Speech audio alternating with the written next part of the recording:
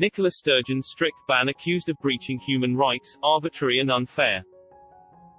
Nicola Sturgeon has been attacked by her own MSPs over her latest lockdown ban on religious services, which has been accused by one MSP of breaching human rights. Places of worship were forced to close yesterday except for weddings with up to 5 guests, funerals with up to 20 mourners and online broadcasts. This made Scotland the only part of the UK to introduce a ban on public worship, with Catholic leaders calling the decision arbitrary and unfair. In England and Wales, communal worship and funerals can continue, subject to limits on attendance. Weddings are allowed in exceptional circumstances, with up to 6 people. Churches in Northern Ireland also remain open for services, subject to a limit on numbers dependent on individual risk assessments.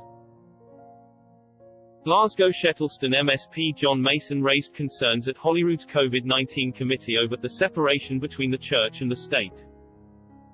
The SNP politician questioned Deputy First Minister John Swinney, saying, "Some of the churches at least are arguing that the state should not be intervening and telling them not to have services."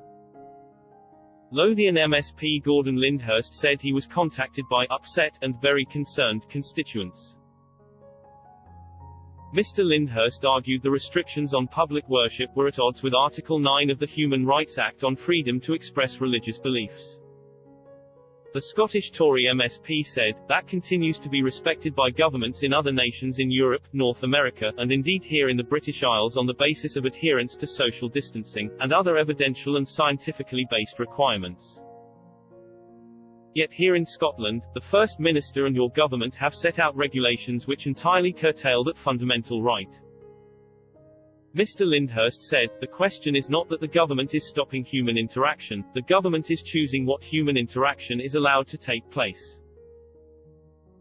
We're almost a year into this pandemic. It is perfectly understandable closing places of worship, perhaps the first 4 or 5 weeks. But we're well beyond that."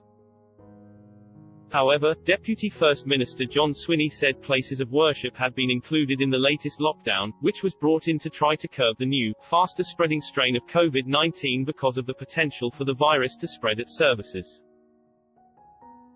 He told the committee, "Sadly and regrettably, and very much to my personal regret, that cannot exclude places of worship, because we have to acknowledge places of worship are places where people come together. There is the potential for the virus to spread.